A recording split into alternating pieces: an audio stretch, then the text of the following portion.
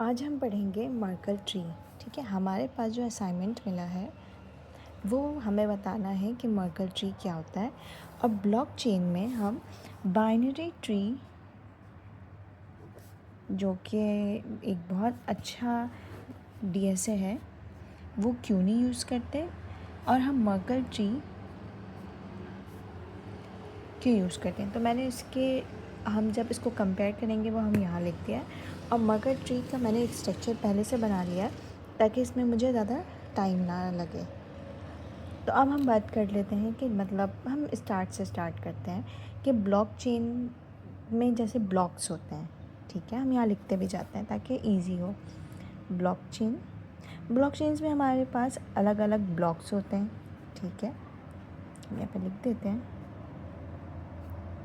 और ये सारे ब्लॉक आपस में क्या होते हैं, कनेक्टेड होते हैं।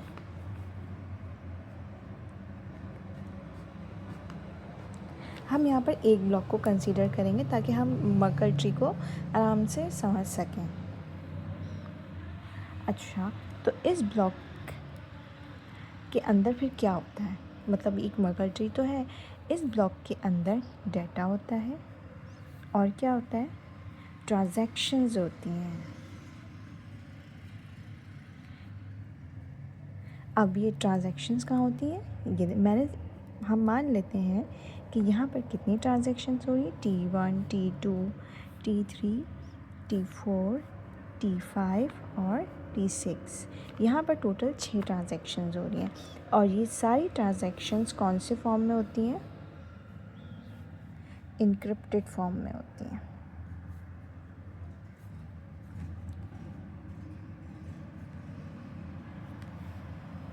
इनक्रिप्टेड फॉर्म का मतलब क्या है कि यानी कि हमने इन सारी ट्रांजैक्शन पर हैशिंग टेक्निक अप्लाई की है, यानी कि विच इज़ SHA 256।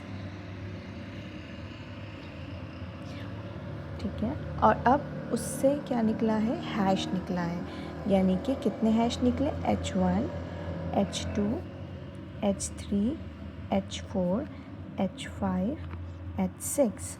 अब हम क्या करेंगे, इस H1 और H2 को कंबाइन कर देंगे और फिर इसमें हम हैशिंग टेक्निक अप्लाई करेंगे विच इज़ SHA 256। तो फिर इनको जो हमारे पास हैश निकलेगा वो आ गया हमारे पास H12। इसी तरह सिमिलरली हम H3 और H4 के साथ भी यही करेंगे। हम इसमें हैशिंग टेक्निक अप्लाई करेंगे और फिर हम इसकी हैश निकाल के उस वैल्यू को लिख देंगे। फिर हम H5 और H6 के साथ भी करेंगे। अब हमारे पास H12 और इस ब्लॉक के अंदर, इस नोड के अंदर H3 और 4 है। अब हम इसमें भी इन दोनों को कंबाइन करेंगे, यानी कि और इसमें हम सेम SHA 256 अप्लाई करेंगे। तो हमारे पास ये बन जाएगा H1 2 3 4 और यहाँ पर हो जाएगा H, हम ये दो चाइल्ड हैं तो 3 4 और हम यहाँ से ले लिया 5 6।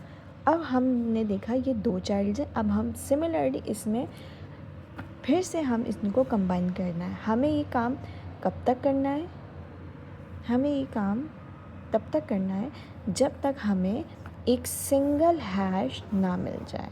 तो हमें यहाँ पर हम लिख लेते हैं एक सिंगल ब्लॉक, यानी कि सिंगल हैश मिल गया। ठीक है, तो ये हमारी जो है हैश वैल्यू हमें मिल गई। अब ये क्या होता है, हैश वैल्यू, अब ये आपको पता है कि हैश वैल्यू कहाँ होती है ब्लॉक में, हैश वैल्यू ब्लॉक के अंदर होती है हेडर में। अब हम देखते हैं कि binary tree versus Merkel tree. Blockchain को क्या चाहिए, जो चीज़ ब्लॉकचेन को चाहिए हमें वही चाहिए। ब्लॉकचेन को चाहिए डाटा इंटीग्रिटी, यानी कि हम टेम्परिंग को पकड़ सकें। दूसरी चीज़ एफिशिएंट वेरिफिकेशन,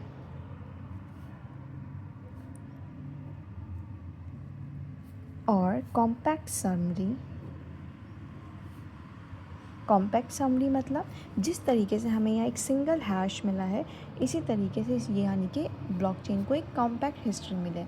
जबकि जो हमारे पास बाइनरी ट्री है वो क्या करता है, वो हमें स्ट्रक्चर देता है, डेटा देता है, डेटा स्टोर करता है, लेकिन वो हमें हैश वैल्यू नहीं देता, हमें सिक्योरिटी नहीं देता, जो कि एक कोर पर्पस है ब्लॉकचेन का। ठीक है। अच्छा, इन सब के दरमियान हमारे पास मर्कल प्रूफ भी है, तो टाइम शॉर्ट है तो हम यहीं तक बना देते हैं।